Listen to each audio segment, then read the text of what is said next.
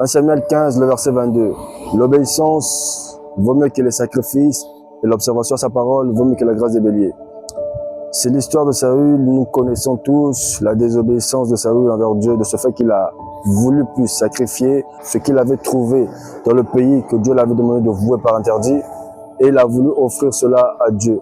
Nous comprenons que le but de Dieu, ce n'était pas de lui donner, du moins de faire des sacrifices en son nom, mais c'était d'obéir tout simplement. Et lorsque nous comprenons cette logique, nous nous rendons compte que des fois, nous les chrétiens, nous faisons des choses sous prétexte de vouloir plaire à Dieu. Nous faisons des sacrifices, nous faisons encore certaines choses que Dieu n'a pas pourtant demandé de faire, mais nous le faisons parce que nous voulons plaire à Dieu. Et des fois, en cherchant à plaire à Dieu, nous ne le plaisons pas, plutôt nous faisons des choses contraires à sa volonté, contraires à sa parole, contraires encore à ses instructions. Et nous nous retrouvons dans la majorité des cas comme Saül qui, au lieu d'obéir à Dieu, a voulu faire des sacrifices pour pouvoir plaire à Dieu. Et nous avons compris que par ce acte, Saül a été déchu, par ce acte, Saül a perdu son onction royale, et par ce acte, Saül a été disgracié de la grâce qu'il avait reçue de la royauté.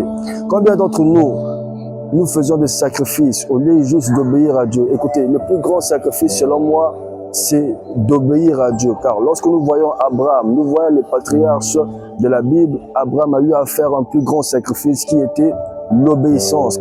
Dans Genèse 12, lorsque Dieu lui demande de sortir de la maison de son père, de sa patrie, de son pays, de quitter toute chose pour aller dans un endroit où il ne connaissait pas, Abraham n'a pas hésité, Abraham n'a pas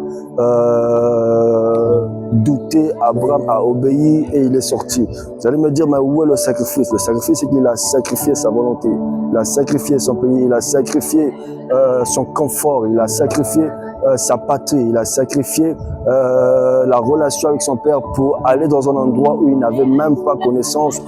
Et nous comprenons par là que le meilleur sacrifice vient par l'obéissance. Il n'y a pas de sacrifice sans obéissance. Et lorsqu'il y a la manifestation du sacrifice, c'est qu'il y a forcément l'obéissance qui précède.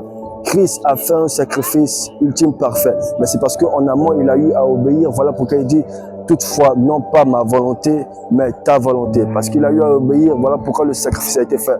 Ce n'est pas mauvais de faire le sacrifice. Je ne demande pas ou je ne dis pas que le sacrifice est mauvais.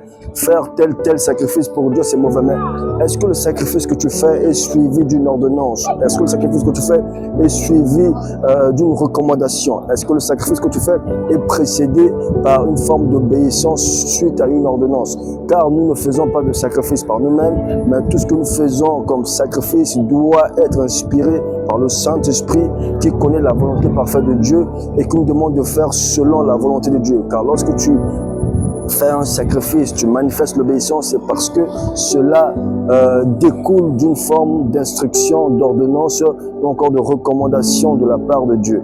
Posons-nous la question, tu as eu à faire 100 jours de jeûne et prière, tu as eu à faire 1000 jours de veillée, mais cela t'a rapporté à quoi? La grâce et l'onction que tu cherchais n'est jamais venue parce que ce n'est pas ce que Dieu t'avait demandé de faire. Dieu t'avait peut-être demandé de faire qu'une seule journée, 2 jours de prière ou encore d'aller visiter un malade dont tu as refusé. Et aujourd'hui, tu te poses la question en disant, mais Seigneur, j'ai fait tel sacrifice, tel sacrifice. Laisse-moi dire que Dieu te dit, il ne t'a pas demandé de faire. Tu es comme Saül à qui Dieu a dit qu'il se répand de la grâce qu'il a donnée parce que tu as fait selon toi dans le but de plaire à Dieu. Écoutez, on ne peut aider Dieu, on ne peut plaire à Dieu si ce n'est par le Saint-Esprit. Alors en ce jour, je t'exhorte, frères, sœurs, à ne plus faire de sacrifices parce que tu veux plaire à Dieu, mais à faire des sacrifices selon la conduite de l'Esprit. Romains 8,14, tous ceux qui sont conduits par le Saint-Esprit sont véritablement fils de Dieu. Et oui, même dans le domaine du sacrifice, nous devons demander l'aide du Saint-Esprit afin que le Saint-Esprit nous inspire.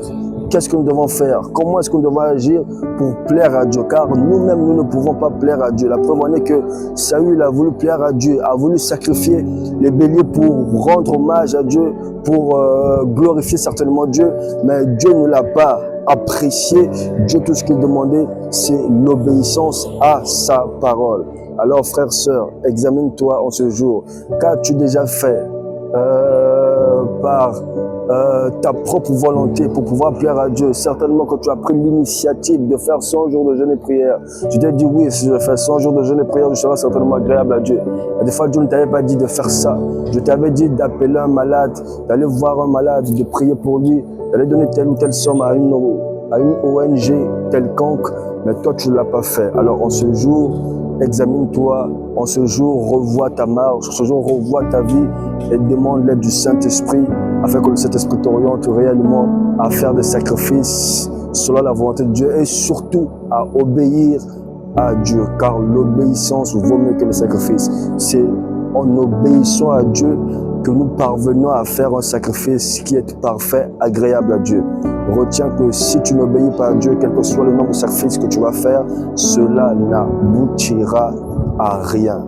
Que Dieu te bénisse et que le Saint-Esprit nous aide, nous conduise à faire la volonté de Dieu, à être des enfants, des hommes et des femmes obéissants, et ainsi nous pourrions faire des sacrifices parfaits, dignes et agréables à Dieu.